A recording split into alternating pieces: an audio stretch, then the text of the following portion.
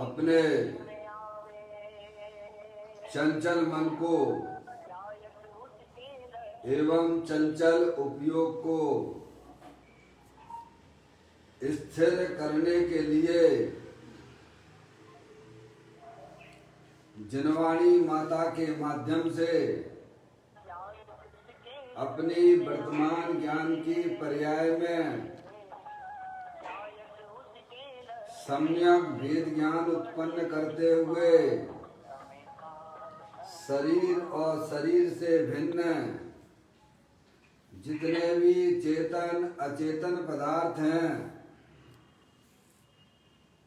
उनका मुझ भगवान आत्मा से किसी प्रकार का कोई संबंध नहीं है। इस प्रकार शरीर आदि पर पदार्थों का लक्ष्य छोड़ के अंदर जो अखंड ज्ञान ज्योति स्वरूप भगवान आत्मा है उसमें ही वर्तमान पर्याय का संबंध जोड़ते हुए मेरा ये भगवान आत्मा सदा काल शरीर आदि पर पदार्थों से भिन्न प्रकट अखंड ज्ञान ज्योति स्वरूप है, ऐसा अपने आप को जानो और ऐसा ही अनुभव करो। आप जिस व्यक्ति से संपर्क करने की कोशिश कर रहे हैं वह इस समय आपकी कॉल स्वीकार नहीं कर भिन्न प्रकट अखंड ज्ञान ज्योति स्वरूप ही हूँ।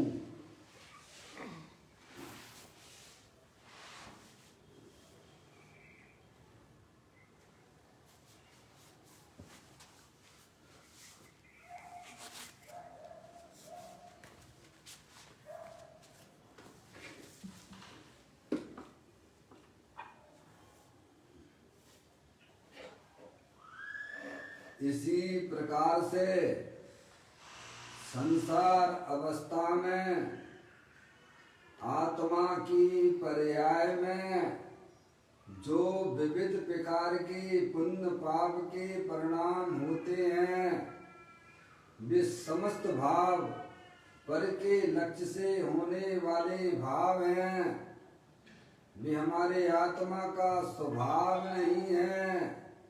ऐसे समस्त रागादिक परिणामों में एकत्व बुद्धि, ममत्व बुद्धि, कर्तृत्व बुद्धि, भोक्तृत्व बुद्धि तथा उन रागादिक परिणामों की ज्ञाता बुद्धि को भी छोड़ते हुए अंदर जो अखंड ज्ञान ज्योति स्वरूप भगवान आत्मा है जो कि तीनों काल शरीर रागादिक से भिन्न प्रकट अखंड ज्ञान ज्योति स्वरूप है, उसमें ही अपनापन स्थापित करते हुए उसी को निज रूप से जानते हुए कि मेरा ये भगवान आत्मा सदा काल शरीर रागादिक से भिन्न प्रकट अखंड ज्ञान ज्योति स्वरूप है।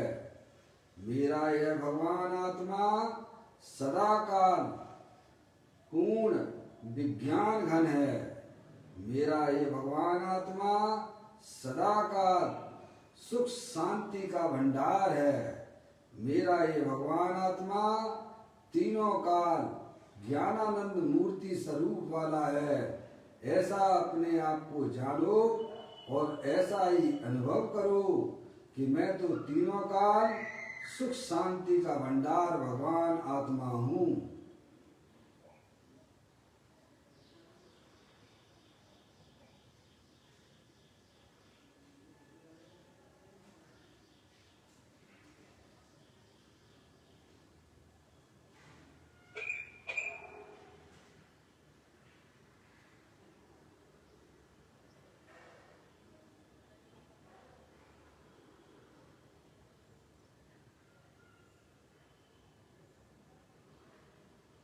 इसी प्रकार से संसार अवस्था में आत्मा की पर्याय में जो पर के लक्ष्य से होने वाला ज्ञान है वह परलक्षी ज्ञान भी हमारे आत्मा का स्वभाव नहीं है। ऐसे समस्त परिलक्षी ज्ञान में भी एकत्व बुद्धि, ममत्व बुद्धि, कर्तृत्व बुद्धि, भोक्तत्व बुद्धि तथा उस परिलक्षी ज्ञान की ज्ञाता बुद्धि को भी छोड़ते हुए अंदर जो अखंड ज्ञान ज्योति स्वरूप भगवान आत्मा है, जो कि तीनों काल शरीर, रागादिक और परलक्षी ज्ञान की पर्याय से विभिन्न अखंड ज्ञान ज्योति स्वरूप है, ऐसा अपने आप को जानो और ऐसा ही अनुभव करो कि मैं तो तीनों काल शरीर, रागादिक परलक्षी ज्ञान की पर्याय से भिन्न अखंड ज्ञान ज्योति स्वरूप भगवान आत्मा ही हूँ।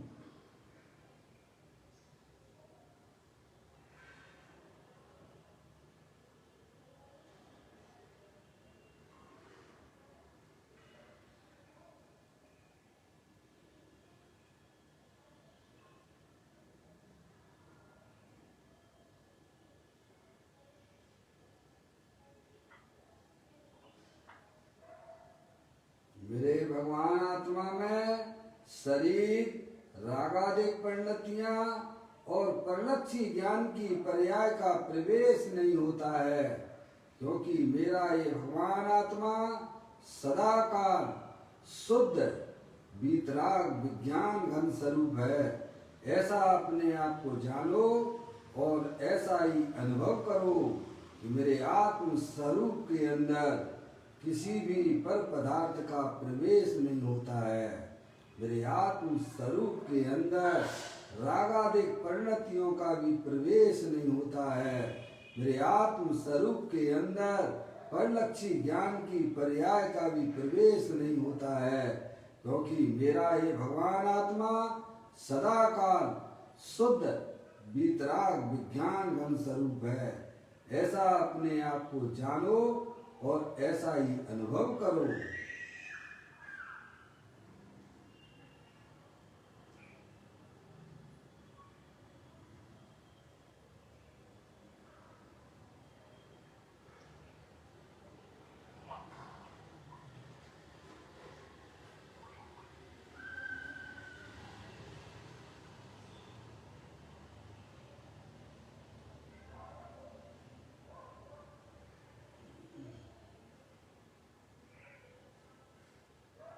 द्रव्य कर्म, भाव कर्म, नौ कर्म रहित शुद्धात्म स्वरूपो हम। मेरा ये भगवान आत्मा सदा काल ज्ञानावर्णादि 8 कर्म, शरीर आदि 9 कर्म, मोराग्देश भाव कर्म, इन तीनों कर्मों से रहे मैं तो परम पवित्र शुद्धात्मा हूँ। ऐसा अपने आप को जानो और ऐसा ही अनुभव करो कि मैं तो तीनों काल द्रव्य कर्म, भाव कर्म, 9 कर्म से रहे परम पवित्र शुद्धात्मा ही हूँ।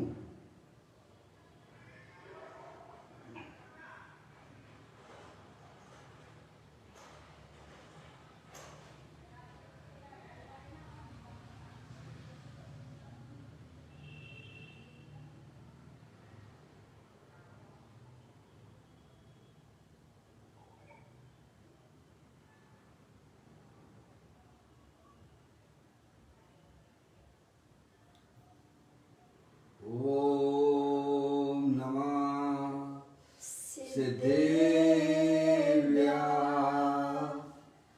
ओम नमः सिद्धेव्या। ओम नमः सिद्धेव्या।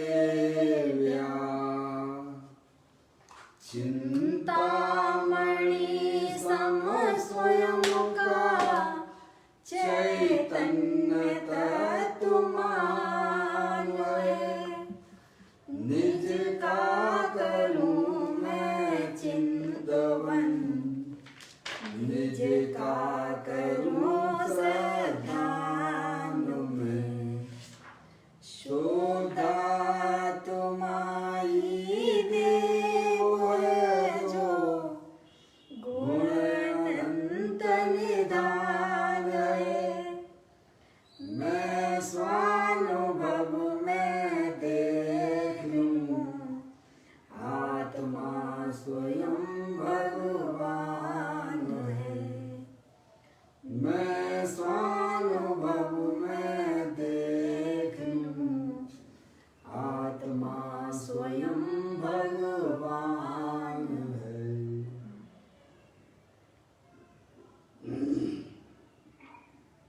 द्रव्य दृष्टि जनेश्वर और पर्याय दृष्टि विनेश्वर की चर्चा महान ग्रंथ के माध्यम से हम और आप इसका यहाँ स्वाध्याय कर रहे हैं।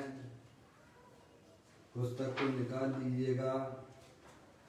आज का बोल है 773वें नंबर का बोल है, पेज नंबर 176 और 177 पर यह बोल आया है। पढ़ता हूँ।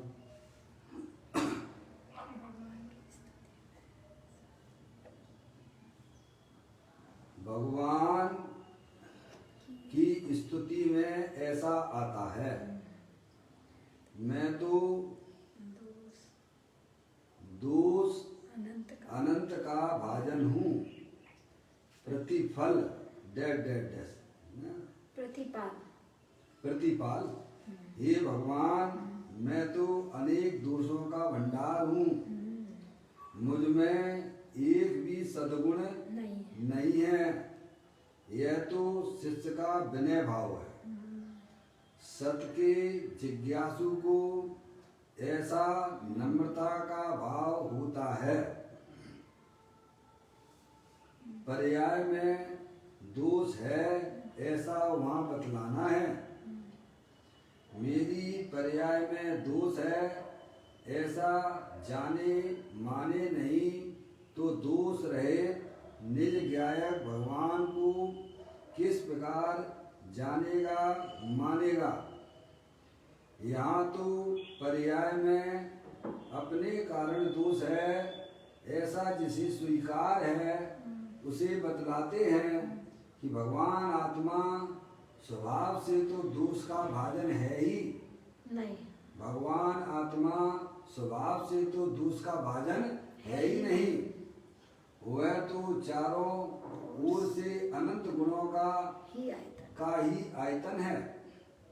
श्रीमद राजचंद्र जी ने एक स्थान पर इस आशय का लिखा है कि प्रभु सर्वगुण संपन्न है, किंतु उसके अपलक्षणों का पार नहीं है। वहाँ तो ऐसा कहना है कि तुम अपनी वस्तु को त्रिकालिक परिपूर्ण प्रभुता को मानता नहीं है, और पर्याय तथा रागादिक जितना ही अपने को मानता है वह तेरा अपलक्षण है। ऐसा मार्ग है, परंतु अरे जीव अनादि काल से लुट रहा है। उस राग के रसिक को प्रथम तो अपने वस्तु स्वभाव की खबर ही नहीं है। सांसारिक झंझटों में श्रवण का भी अवकाश नहीं मिलता। कभी निवृत्त होकर सुनने जाए तो वहाँ गुरु उसका समय बर्बाद कर देते हैं। उसे आत्मदृष्टि कराने की बात तो मिली नहीं, और विवाह से दान पूजा व्रत आदि करने से कल्याण होगा। इस प्रकार बाह्य क्रिया कांड की दृष्टि का पोषण मिला। गुरु ने उसका समय लूट लिया। बहुत ही सुंदर बोल है, थोड़ा बड़ा जरूर है, उसको हमें समझना चाहिए। देखिएगा, कहते हैं कि भगवान की स्तुति में ऐसा आता है, मैं तो दोष अनंत का भाजन हूँ, प्रतिपाल हूँ। ये क्या मतलब? हे भगवान, मैं तो अनेक दोषों का भंडार हूँ, मुझ में एक भी सद्गुण नहीं है। यह तो शिष्य का विनय भाव है। समझ गए नहीं आप? सत के जिज्ञासु को ऐसा नम्रता का भाव आता है। किसको आता है? सत के जिज्ञासु को। सत के जिज्ञासु को ऐसा नम्रता का भाव आता है।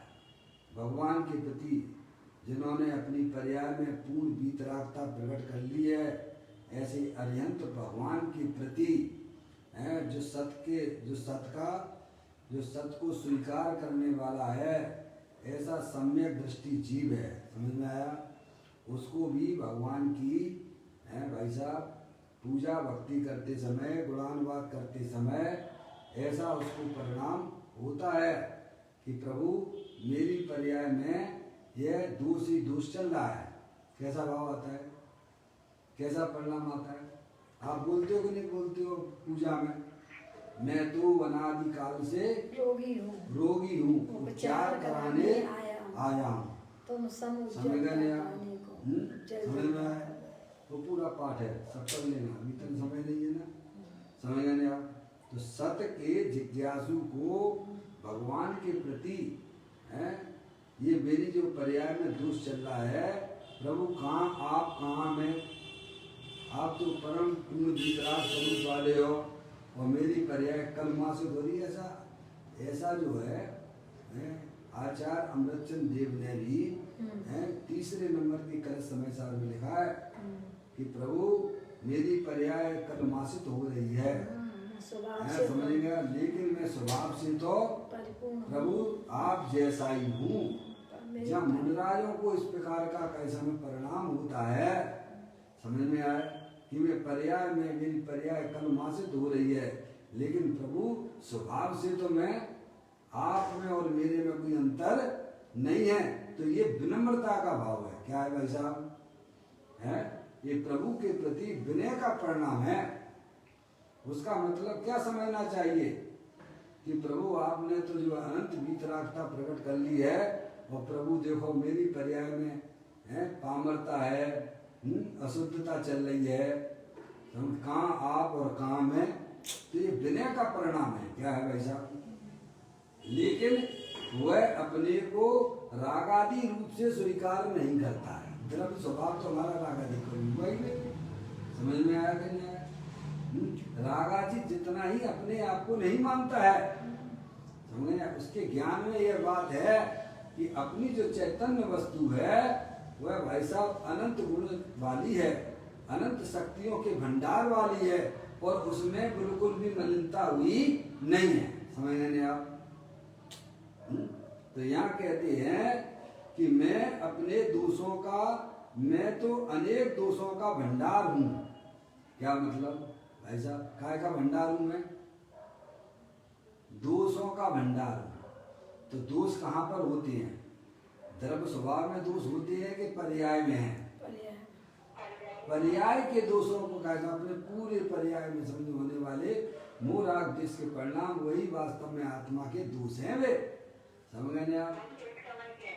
वो भी एक समय की है, समझ गए आप? लेकिन विनय का परिणाम कितना है, समझ गए आप? ऐसा परिणाम नहीं है नहीं चाहिए मुझे सम्यक दर्शन, मैं तो सम्यक दर्शन स्वरूप हूँ। नहीं चाहिए मुझे सम्यक ज्ञान, मैं तो ज्ञान का भंडार हूँ। नहीं चाहिए चारित्र, मैं तो चारित्र की खान हूँ। ऐसा परिणाम भगवान की भक्ति की पूजा करते समय नहीं बोलते हैं। समझ में आया? आप साहब के पास जाओ और भाई साहब अपनी जो है वो दिखाने लग जाओ, हैं तानाशाही। समझ गए कि नहीं आप? कि आप कहाँ हो भाई साहब, मैं भी कोई कम हूँ क्या? तो ये तो मायका है ना हमारे पास में। प्रभु के सामने तो अपनी लघुता ही प्रकट की जाती है। समझ में आया? प्रभु मैं तो अनादि काल से रोगी हूँ, प्रभु मेरी पर्याय में देखो कहाँ आप और कहाँ मैं हूँ। आपने अपनी पर्याय में वैसा अनंत दर्शन, अनंत ज्ञान, अनंत सुख, वीर आदि की पर्याय प्रकट की है। प्रभु मेरी पर्याय में तो कितनी पामरता चल रही है। समझ में आया भाई साहब? अपने आप को लघुता और प्रभु के प्रति प्रभुता का परिणाम जिसके पास होता है भाई साहब, वही वास्तव में सच्चा भक्त कहलाता है। समझ नहीं आप? लघुता का भी ज्ञान है और अंदर की प्रभुता का भी जिसको ज्ञान चल रहा है, वही वास्तव में अरिहंत परमात्मा का सच्चा भक्त होता है। समझ में आया भाई साहब? तो यहाँ कहते हैं सत के जिज्ञासु को है, मैं तो अनेक दोषों का भंडार हूँ। का क्या स्वीकार करता है? अनेक दोषों का भंडार हूँ, मुझमें एक भी सद्गुण नहीं है।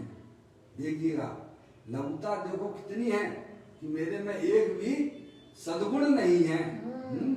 देखना वह तो शिष्य का निज विनय भाव है। क्या है भाई साहब? जैसे कोई सामने वाले हो रहे तो भाई साहब अपने अरे साहब कहाँ आप, कहाँ मैं साहब, मेरे को तो कुछ आता ही नहीं है।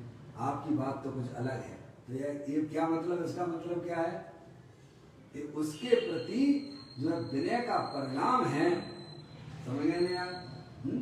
और ऐसे उल्टे सीधे बोलने लग जा तो उल्टे सीधे जाके बोलो तो कि साहब प्रभु मुझे नहीं चाहिए सम्यक दर्शन, तो तुमने आए का हमारे पास में भाई साहब, नहीं चाहिए मुझे सम्यक ज्ञान और नहीं चाहिए मुझे सम्यक चारित्र।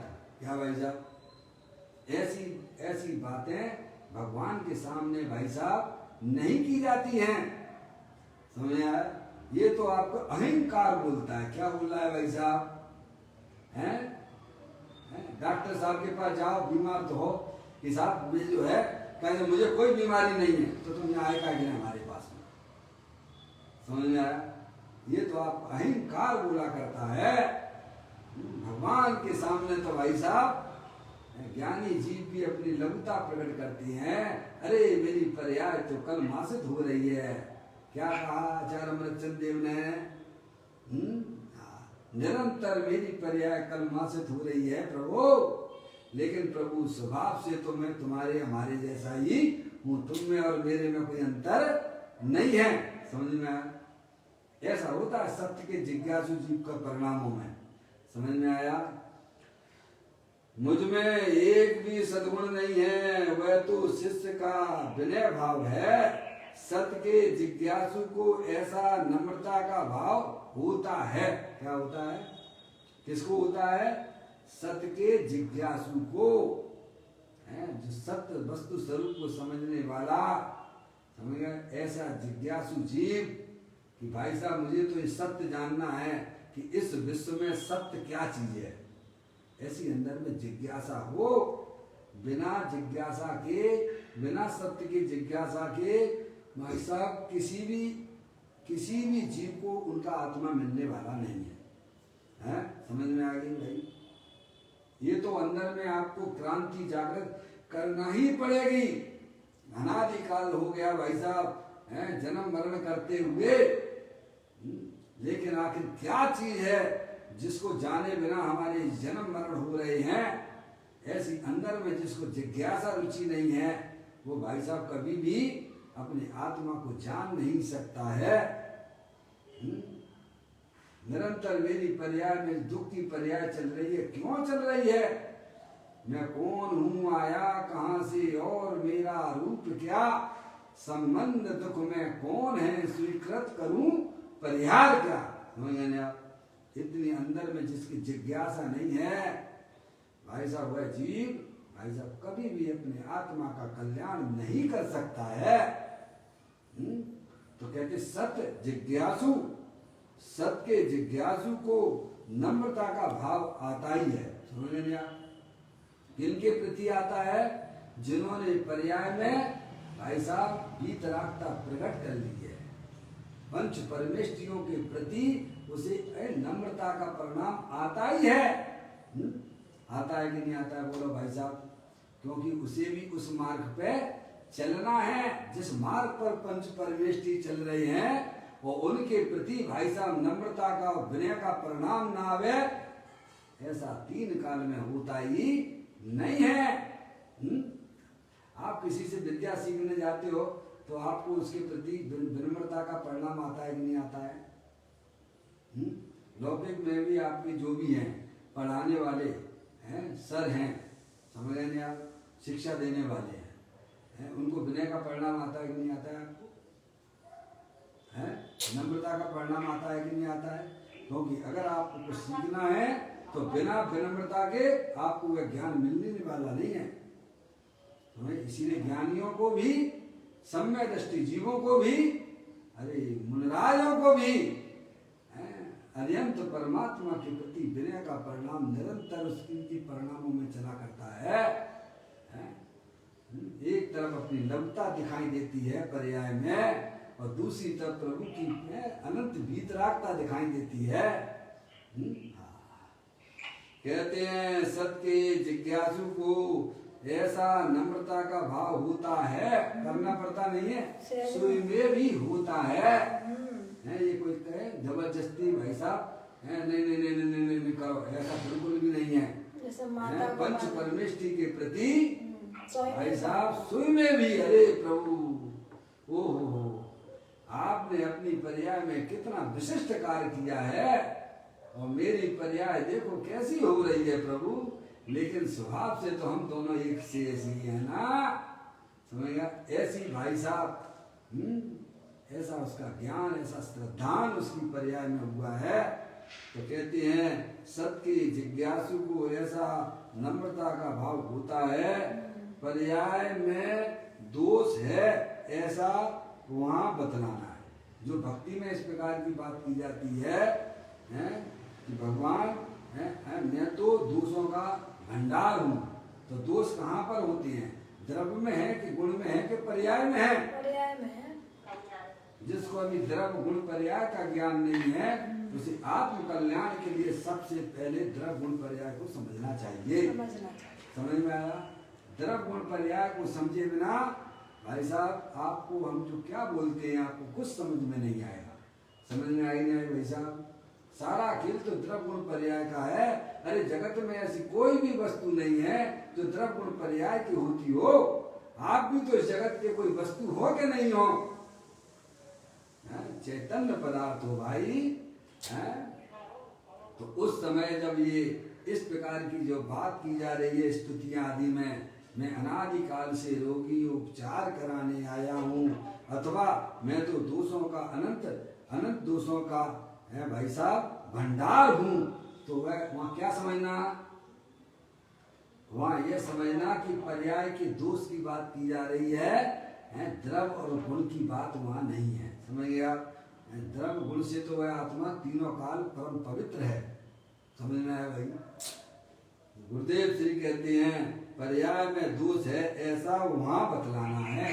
जिन स्थितियों में इस प्रकार की चर्चा है वह पर्याय के दोषों की बात की गई है। समझ गया? फिर कहते हैं मेरी पर्याय में दोष है, मेरी पर्याय में दोष है, ऐसा जाने माने नहीं तो दोष रहित निज ज्ञायक भगवान को किस प्रकार जानेगा और मानेगा। जो पर्याय के दोष को दोष नहीं समझता है, दोष नहीं मानता है, वह पर्याय में कभी भी दोष रहित हो ही नहीं सकता है। समझ में आया भाई साहब? पर्याय में दोष है, लेकिन वह दोष है पर द्रव्य की तरफ देखने से नहीं मिटेगा, वह दोष तो अपने ज्ञायक प्रभु परमात्मा की तरफ देखने से मिटेगा। और वह दोष जो है वह किसी के द्वारा किया गया नहीं है, वह मेरी अज्ञानता का ही एक प्रकार है।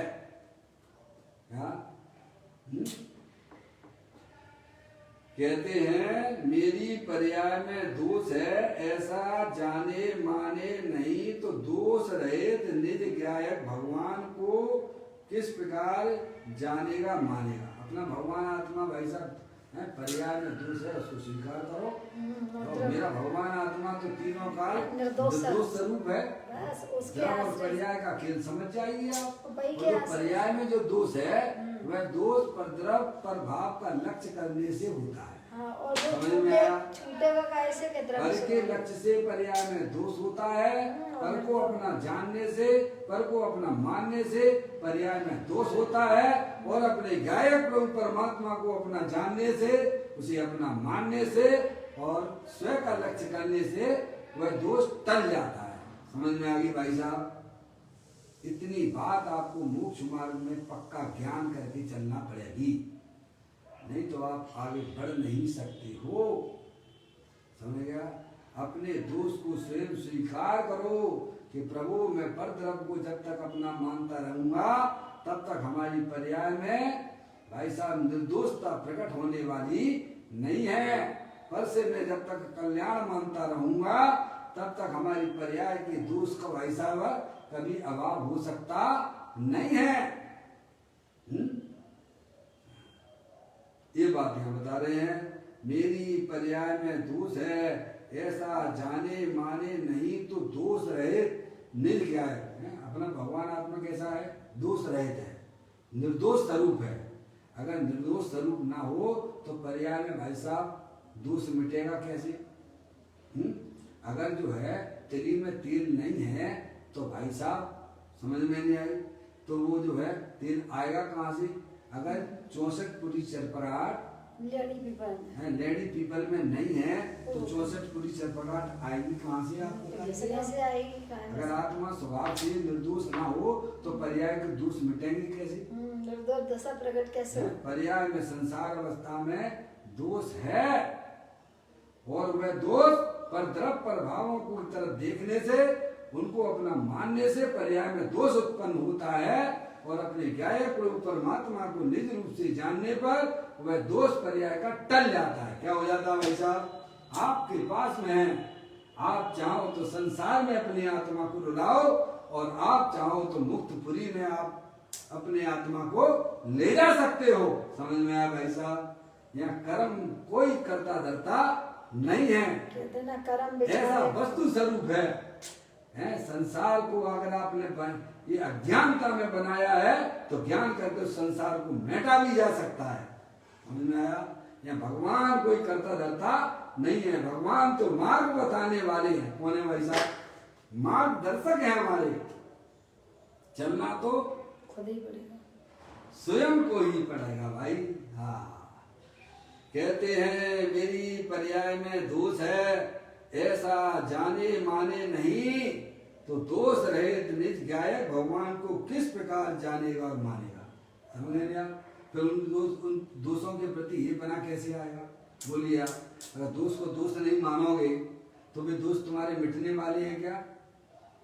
आत्मा की पर्याय में जो विविध प्रकार के क्रोध मान माया लोग होते हैं, हास रति अरति शोक वह जुगुप्सा स्त्री वेद पुरुष वेद नपुंसक वेद, ये जो कसाय के परिणाम जो आत्मा की पर्याय में होने वाले दोष हैं। समझ में आया भाई साहब? और ये दोष जो है भाई साहब परद्रव को अपना जानने से, परद्रव को अपना मानने से, परद्रव का लक्ष्य करने से वह पर्याय में दोष बना रहता है। इसलिए दोष को स्वीकार करो, है? तब तो दोष समझ में आया? तब वह पहले जब इन दोषों को आप दोष न समझोगे हैं तो भाई साहब ये तो गुण बन गए आपके। एक बार की बात है, मैंने आपको पहले भी बताया था, ब्रह्मचारी रविंद्र जी भाई साहब है ना, पंडित जी हैं, उनके पास बहुत पहले की बात है, जब मैं शुरू में आया ही था, संभवतः होगी 88 की बात, 89 की बात होगी। मैं वहाँ बैठा हुआ था, एक व्यक्ति आया उनके पास में, उनसे पूछा, उसने कहा ब्रह्मचारी जी से, पंडित जी साहब मुझे जो है ना क्रोध बहुत होता है। क्या बोला वो? गुस्सा बहुत आता है। तो उन्होंने पूछा उस व्यक्ति से, तुम ये बताओ तुम क्रोध को कैसा समझते हो?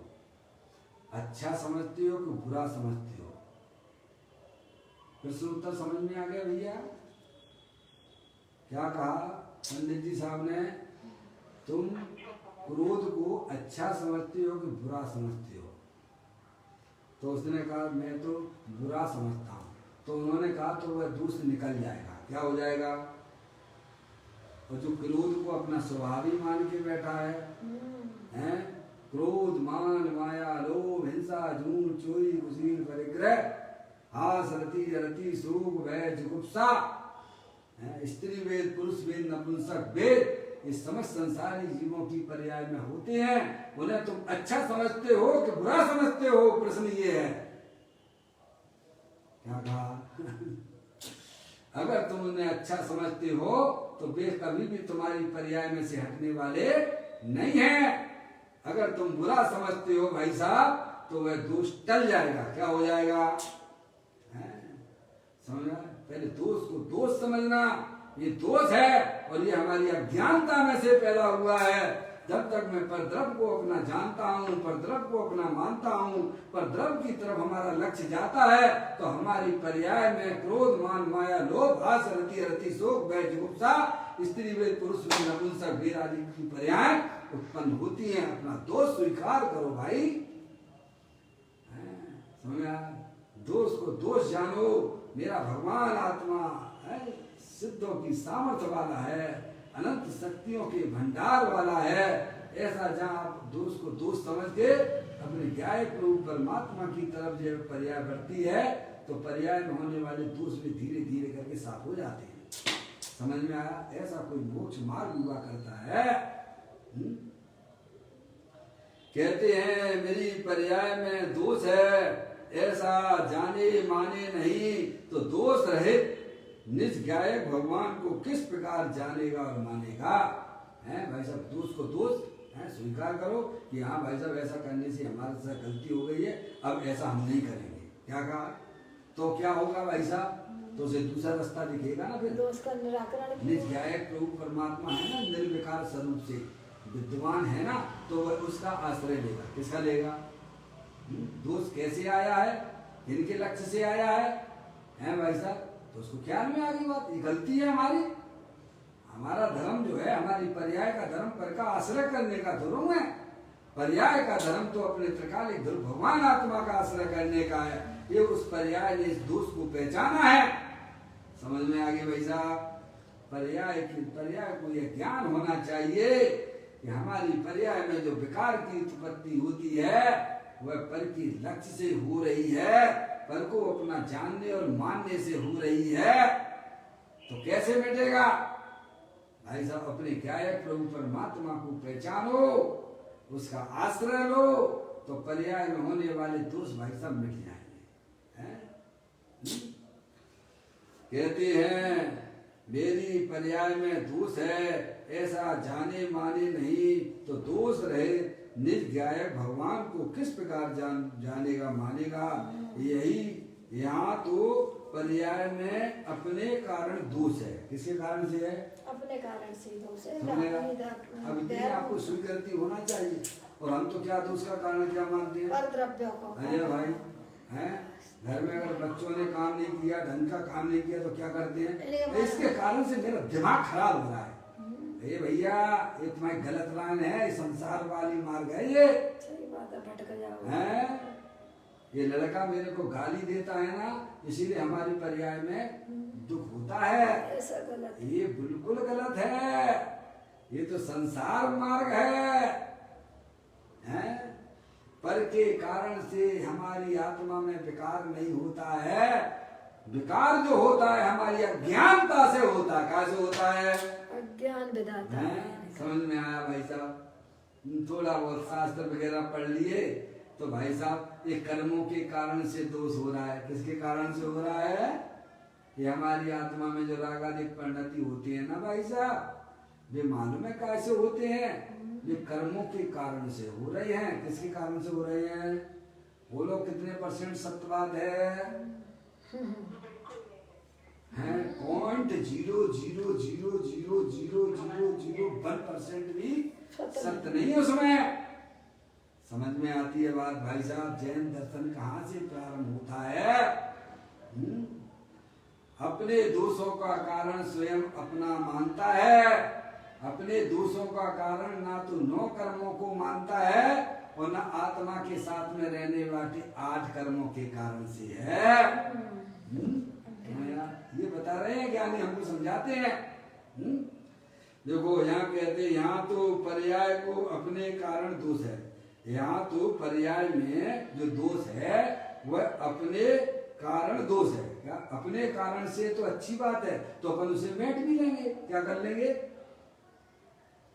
अगर ये दोष हमारी आत्मा में जो मोह राग द्वेष का होता है वो अपने कारण से है, ये तो भाई साहब इतनी बढ़िया बात है कि आप भाई साहब जो है, जैसे श्रीमद राजचंद जी ने भाई साहब हैं हाथों में भर के दूसरे व्यक्ति को समय साथ दिया, उसको दे दिया था। ऐसी प्रसन्नता की बात है कि अगर अपनी पर्याय में जो दोष है वो भाई साहब मेरे कारण से है, दूसरे के कारण से नहीं है। इतनी अगर पर्याय में समझ पैदा हो गई है तो भाई साहब बहुत बढ़िया अपने बात को, भगवान की अध्ययन परमात्मा की बात को समझ लिया है। क्योंकि अगर पर के कारण से दोष मानोगे तो वह दोष तुम्हारा कभी मिटने वाला नहीं है। क्योंकि पर द्रव्य तो यहाँ इस संसार में रहेगा ही रहेगा, और दूसरे के कारण से तुमने दोष को स्वीकार किया है तो पर्याय में कभी भी वह दोष मिटने वाला नहीं है। अपना दोष स्वयं स्वीकार करना भाई साहब, समझ में आया? तो इसलिए स्वीकार करना क्योंकि वास्तव में अपनी अज्ञानता से है, हमारी पर्याय में दोष हो रहा है, तो हम ज्ञान करके उसे मेट भी सकते हैं। हमें किसी के पास जाने की कोई जरूरत भी नहीं होगी। आगे बात समझ में है? अगर दोष का कारण स्वयं मानोगे तो भाई साहब आप उसे स्वयं दूर भी कर सकते हो, और दोष का कारण ऐसी परद्रव और कर्म आदि को मानोगे तो भाई साहब आपकी पर्याय में ना तो पामरता मिटने वाली है और ना कभी तुम्हारी पर्याय का दोष मिटने वाला है। सही बात। समझ में आया? जो भी पर्याय में हमारी बैर मुक्ता है वह भाई साहब हमारी अज्ञानता से है, हमारी स्वरूप में मैं स्थिर नहीं कर पा रहा हूँ उस संबंधित है। दर्शन मोहनी और चारित्र मोहनी संबंधित जो भी हमारी पर्याय में भाई साहब है वो कर्म के कारण से नहीं है और द्रव्य के कारण से नहीं है। ऐसा स्वीकार करने पर भाई साहब आत्मा खिल जाएगा, क्यों? अब उसे एक रास्ता मिल जाएगा। जब दोष मेरे ही कारण से हो रहा तो मैं मेट भी सकता हूँ, है पर के कारण से तो भाई साहब पर के पास जाओ, भाई साहब अजय भैया मुझे माफ कर दो, अजय भैया मुझे माफ कर दो।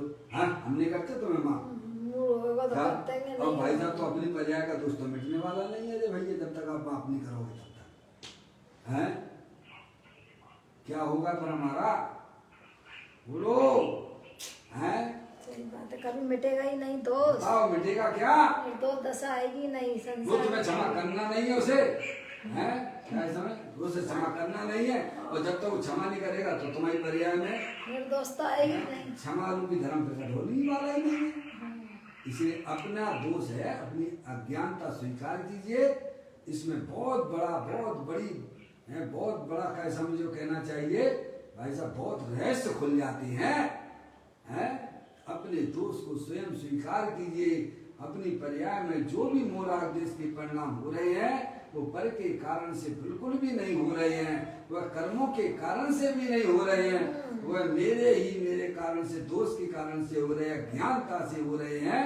जो इस पर्याय में दोष को अपने कारण से मानता है तो वह भाई साहब उस दोष को मेट भी सकता है। उसे मालूम है कि पर द्रव्य को पर पदार्थों को अपना मानने से हमारी पर्याय में भाई साहब यह पामरता है, दोष है, तो उनको मानना छोड़ दीजिए अपना। मैं तो चेतनेश्वर भगवान आत्मा हूँ, अनंत शक्तियों के भंडार वाला हूँ। समझ में आया भाई साहब? ऐसी बात है। यहाँ तो पर्याय में अपने कारण दोष है। समझ में आया भाई साहब? ऐसा जिसे स्वीकार है उसे बतलाते हैं, क्या जिसे पर्याय में दोष हमारे कारण से उसे बतलाते हैं। देखिए भगवान आत्मा स्वभाव से तो दोष का भाजन है ही नहीं। समझ गए आप? क्योंकि भगवान आत्मा में दोष नाम की कोई शक्ति ही नहीं है। समझ में आया? उसे समझाते हैं जो पर्याय में दोष को अपना मानता है उससे कहते हैं तुम अपना भगवान आत्मा को देखो कि तुम्हारा भगवान आत्मा परम पवित्र है। समझ गया? ऐसी बात है। उसे बतलाते हैं भगवान आत्मा स्वभाव से तो दोष का भाजन यानी भंडार है ही नहीं, वह तो चारों ओर से अनंत गुणों का ही आयतन है। किसको समझाते हैं? जो दोष अपनी पर्याय में हो रहे हैं उनका कारण मैं स्वयं हूँ, उसे ज्ञानी समझाते हैं। क्या भाई साहब कि तुम दोष के भंडार नहीं हो, तुम तो अनंत गुणों के भंडार वाले हो। समझ गया? तो उसकी दोष की दृष्टि छूट जाती है और अपने ज्ञाय प्रभु परमात्मा की दृष्टि हो जाती है। आज केवल इतना ही चल पाएगा, कल इस बोल को अपन आगे बढ़ाएंगे। अभी अपना समय यहाँ पर हो गया। चैतन्य काय सुमरण प्रतिक्षण करो रे, भव के अनंत दुख को पल में हरो रे, अक्षय अनंत निज सुख निदान पाओ, गाओ अरे नित इसी के गीत गाओ। 9 बार नमो कर मंत्र।